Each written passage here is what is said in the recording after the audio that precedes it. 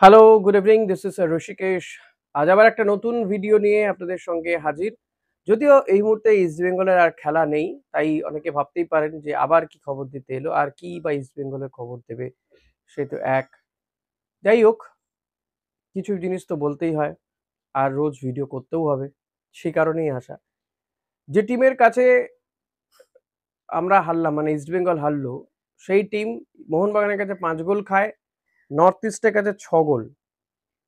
6 গোল খেয়ে ফাইনাল হেরে বিদায় নিল ডায়মন্ড হারবার এফসি, মানে রানার্স আপ হলো, এবং নর্থ ইস্ট ইউনাইটেড তারা আবারও চ্যাম্পিয়ন হলো। ব্যাক টু ব্যাক 2 বছর তারা ডুরান্ড কাপ চ্যাম্পিয়ন হলো, এবং আলাদিন আজারাই তিনি গোল্ডেন বুট, গোল্ডেন বল জিতলেন। তাদের গোলকিপারই বেস্ট গোলকিপার হলো। দুটো গাড়ি নিয়ে চলে গেলেন আলাদিন আজারাই। তো ডায়মন্ড হারবারকে 6 গোল দিল এই নর্থ ইস্ট ইউনাইটেড, এবং এক্ষেত্রে ডায়মন্ড হারবারের যিনি সচিব মানস ভট্টাচার্য, তার কথা শুনে মনে হচ্ছিল যে তিনি যেমনটা বলছিলেন যে তাদের কোচের কিছু জিনিসের ভুল ছিল, কিছু ট্যাকটিসের ভুল ছিল। অনেকেরই বক্তব্য আমি দেখছি সোশ্যাল মিডিয়াতে, তারা বলছেন যে ম্যাচটা গট আপ হয়েছিল ইস্ট বেঙ্গলের সঙ্গে ডায়মন্ড হারবারের ম্যাচটা বোধহয় গট আপ ছিল, এবং এই টিমের কাছে হারাটা কোনোভাবেই এখনো পর্যন্ত, মানে ম্যাচটা হয়েছে প্রায় 3 থেকে 4 দিন হয়ে গেল, তারপরেও কিন্তু ইস্টবেঙ্গল সমর্থকদের মনে দুঃখটা এখনো যাচ্ছে না, হতাশাটা এখনো যাচ্ছে না। তার অনেকগুলো কারণ রয়েছে, কারণ এমন একটা টিমের বিরুদ্ধে হার, আর এইভাবে হারটা সত্যিই কেউ মেনে নিতে পারছেন না। অনেকে বলছেন তো গট আপ হয়েছে। তবে আমারও একটা কোথাও কোথাও গিয়ে আশঙ্কা যে জাগছে না এমনটা নয়, কিন্তু কিছু কিছু জিনিস দেখে আবার মনে হচ্ছে যে না, আহ, মানুষের যে ধারণা বা ইস্টবেঙ্গল সমর্থকদের যে ধারণা, সেটা অমূলক। কারণ ম্যাচটা ইস্টবেঙ্গল হেরেছে নো ডাউট কিছু জিনিসের ভুলের জন্য, কিছু স্ট্র্যাটেজিগত ভুল, কিছু প্লেয়ারের ভুলের জন্য, কিন্তু ম্যাচটা কখনোই গট আপ নয়। আর হচ্ছে কোচ অস্কার বুজো ডায়মন্ড হারবারকে সমীহ করেছে, সেটা ভালো ছিল, বাট সেই সমীহটা এতটাই বেশি সমীহ হয়ে গিয়েছিল, যার ফল ভুগতে হলো ইস্টবেঙ্গলকে। ফার্স্ট হাফে ওই শেকি ফুটবল না খেললে, ফার্স্ট হাফে যদি দুর্মুশ করে দেওয়া যেত ডায়মন্ড হারবারকে, তাহলে হয়তো ইস্টবেঙ্গল ম্যাচটা হারতে পারতো না। এখনো কিন্তু অনেকেই বলছেন যে এই গোলকিপার গিলকে কেন খেলানো হবে, যেখানে দেবজিৎ মজুমদারকে ডুরান্ড কাপের শুরু ম্যাচটা খেলানো হয়েছিল এবং সে ভালো খেলেছিল, সাউথ ইউনাইটেডের বিরুদ্ধে ভালো খেলেছিল, তারপরে তাকে পরের ম্যাচগুলো থেকে বসিয়ে দেওয়া হলো। কলকাতা লিগের ডার্বিতে সে খেলেছে, কিন্তু তারপরে তাকে কেন সুযোগ দেওয়া হবে না অস্কারের বেশ কিছু চিন্তাধারা, তার স্ট্র্যাটেজি, ম্যাচ রিডিং নিয়ে এখনো চুলচেরা বিশ্লেষণ চলছে।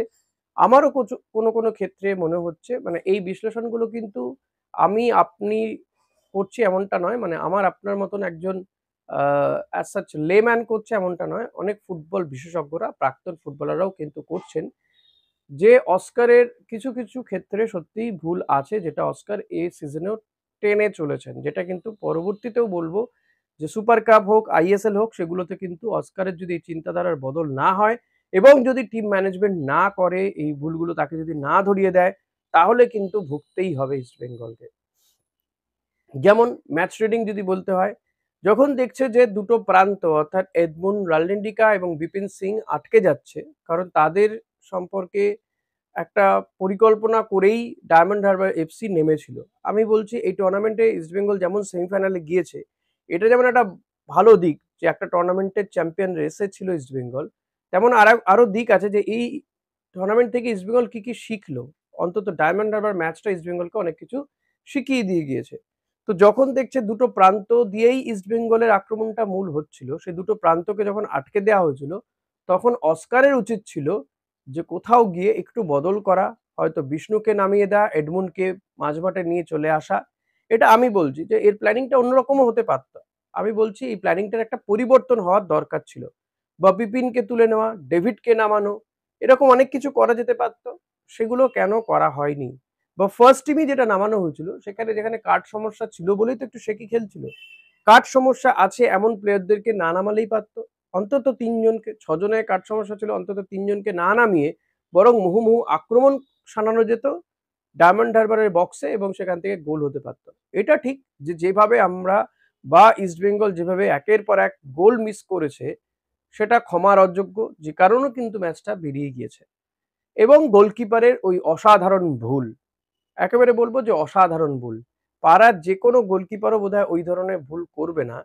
যে দুটো গোল হলো, একটা দাঁড়িয়ে অবজার্ভ করছিল প্রভসুখান গিল যে কখন ডায়মন্ড হারবারের ডিফেন্ডারটি ব্যাকহিল করবে, ব্যাক ভলি করবে। আরেকটাতে মানে গিলের পায়ে লেগেই বলটা চলে গেল লুকা মার্চিনের পায়ে। তো সেখান থেকে বল মাইনাস করলো এবং জটলার মধ্যে দিকে জবি জাস্টিন গোলটা করে চলে যায়। তো দুটো ক্ষেত্রেই কিন্তু আমি বলবো গোলকিপারের বিরাট ভুল আছে। এটা আমার চোখে, আমার মতন সাধারণ মানুষের চোখে তো ধরা পড়েইছে। প্রাক্তন বহু ফুটবলারদের চোখে কিন্তু ধরা পড়ছে। আমি অ্যালভিটোর একটা কথা শুনছিলাম একটা জায়গাতে। সেখানে অ্যালভিটো কিন্তু এটাই বলছে যে দেবজিৎ মজুমদারের মতন প্লেয়ারকে বসিয়ে রেখে কেন প্রভসুকান গিলকে খেলানো হবে? যেখানে দেবজিৎ ১ম ম্যাচটা ভালো খেলেছে। যে ভালো খেলে তাকে বসানোর কি মানে? হ্যাঁ, ১ম ম্যাচে দুর্বল প্রতিপক্ষের বিরুদ্ধে ছড়িয়েছে দেবজিৎ। খুব খারাপ খেলেছে, তাহলে প্রভসুকানকে আনতে পারত।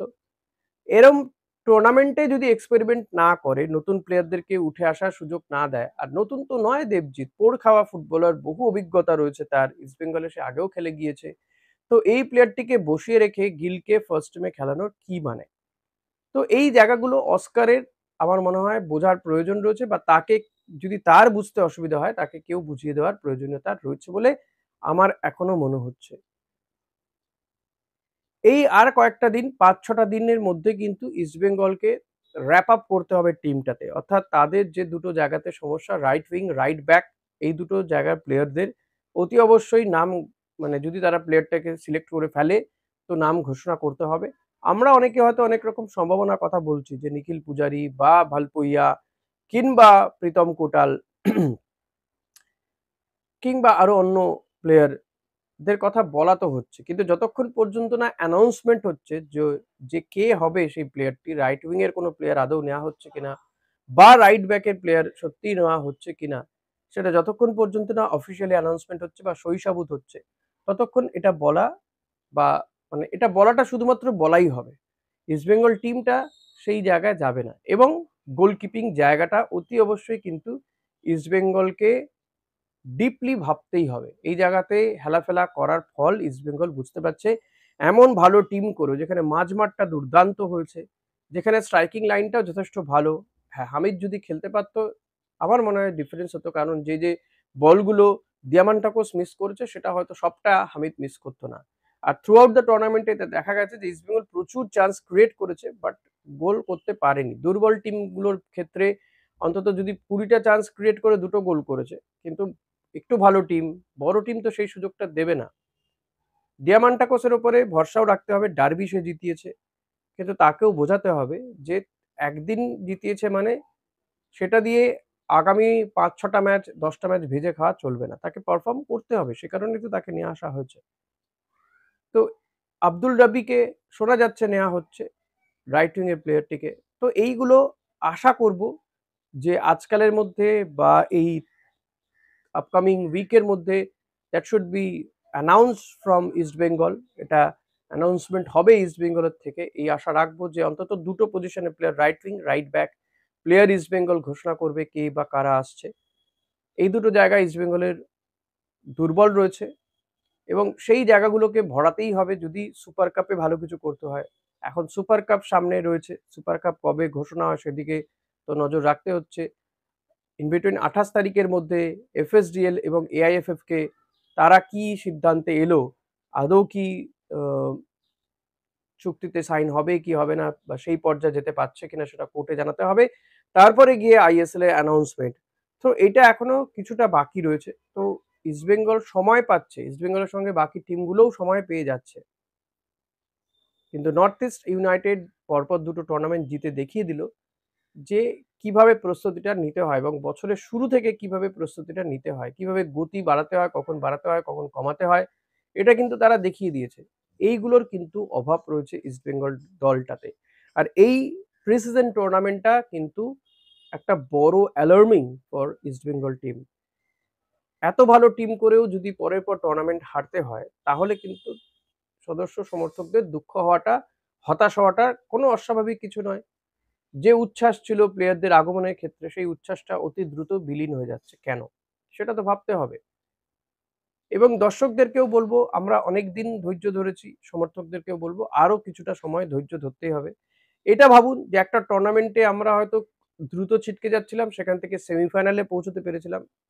যা মানছি যে ডায়মন্ড হারবারের মতন টিমের কাছে হারটা মেনে নেওয়া এখনো পর্যন্ত কষ্টকর। কিন্তু ম্যাচটা গট আপ হয়নি। এটা আমি অন্তত বলতে পারি। আমার দেখে অন্তত কোথাও গিয়ে মনে হয়নি ম্যাচটা গট আপ হয়েছে। দিয়ামান্টাকোস, মিগুয়েল ফিগুয়েরো কিংবা প্রভসুখান গিলদের মেজর কিছু ভুলের জন্য ম্যাচটা ইস্টবেঙ্গলকে হারতে হয়েছে এবং অস্কারের কিছু ম্যাচ রিডিং ভুল ছিল বলে আমার মনে হচ্ছে। আমি একদমই লেম্যান, ফুটবল হয়তো যে লেভেলে তারা খেলছে সেটা বুঝি না ঠিকই। কিন্তু এটুকু আমার মনে হচ্ছে, আমি জানি না আপনাদের কি মনে হচ্ছে সেটা অতি অবশ্যই আমাকে জানাবেন যদি আমি কোথাও ভুল থাকি বা আমি ঠিক থাকলেও সেটা জানাবেন। আপনারা কি মনে করছেন সেটাও অতি অবশ্যই জানাবেন। এখন সামনে ফুটবল বলতে এক মোহনবাগান ACL 2 খেলবে, ২ হচ্ছে ভারতীয় দল তারা কাফা নেশনস কাপ খেলবে আর কিছুদিন পরে। প্র্যাকটিস তো চলছে। খালেদ জামিলের আন্ডারে ভারতীয় ফুটবলাররা তারা প্র্যাকটিস করছে। এই টিমটাতে বহু চমক দেখা গিয়েছে। এখন সেই চমকটা মাঠ পর্যন্ত পৌঁছতে পারেন কিনা খালেদ জামিল তার ছেলেদেরকে, সেদিকে অতি অবশ্যই নজর রাখতে তো হবেই আমাদেরকে, ধৈর্য ধরতেই হবে। কারণ ভারতীয় ফুটবলের ওভারঅলই খুব একটা ভালো অবস্থায় নেই। তো এটা ঠিক যে ডায়মন্ড হারবারের মতন টিম একটা উঠে আসাতে কলকাতাতে আরেকটা শক্তি উঠে এসেছে। ইস্টবেঙ্গল, মোহনবাগান, মোহামেডানের পরে চতুর্থ একটা শক্তি উঠে এসেছে। যেটা আমরা চাইবো ফুটবল প্রেমীরা যে এমন নয় যে ইউনাইটেড স্পোর্টসের মতনই অতি দ্রুত বিলীন হয়ে যাবে। তারাও যাতে থাকে আগামী আ কয়েক দশক, কয়েক বছর, শতক পর্যন্ত তারাও যাতে থাকতে পারে সেই আশাই রাখবো। এবার দেখা যাক শেষমেশ কি হয়। এবং সুপার কাপ, এই সুপার কাপে ইস্টবেঙ্গলের সামনে আরেকটা সুযোগ, অস্কারের সামনেও আরেকটা সুযোগ বলবো যে আমার মনে হয় সুপার কাপে যদি অস্কার খারাপ ফল করে, তার টিম যদি খারাপ ফল করে তাহলে কিন্তু অস্কারের জন্য সেটা অ্যালার্মিং হবে এবং অস্কারের বিদায় ঘন্টা বেজে যাবে এটা না বললেও মানে বাজতে পারে। এটাও কিন্তু অস্কারকে মনে রাখতে হবে। এটা কলকাতার ফুটবল, এটা বাংলাদেশের ফুটবল নয়। এটা কিন্তু অস্কারকে মনে রাখতে হবে। তাই যে অস্কারকে সমর্থকরা আজকে মাথায় তুলে নাচছিল, সেই অস্কারকে ছুঁড়ে ফেলে দিতে বেশিক্ষণ সময় লাগবে না। তো বি অ্যাওয়ার অফ দ্যাট। অস্কারকে, অস্কারের মতন পোড় খাওয়া কোচ নিঃসন্দেহে তিনি বুঝতে পারবেন। উত্তাপটা তিনি বুঝতে পারছেন এখনো। তো যত দ্রুত তিনি বুঝে তার পরবর্তী রণকৌশল তিনি সাজাবেন, সেটাই বোধহয় ভালো হবে। আজকের মতো ভিডিও এখানেই শেষ করছি। ভিডিওটা কেমন লাগলো অতি অবশ্যই আপনাদের কমেন্টের আশায় থাকলাম। ভালো লাগলে লাইক করবেন, কমেন্ট করবেন, সাবস্ক্রাইব করবেন যদি আপনি চ্যানেলে নতুন হন। Thank you.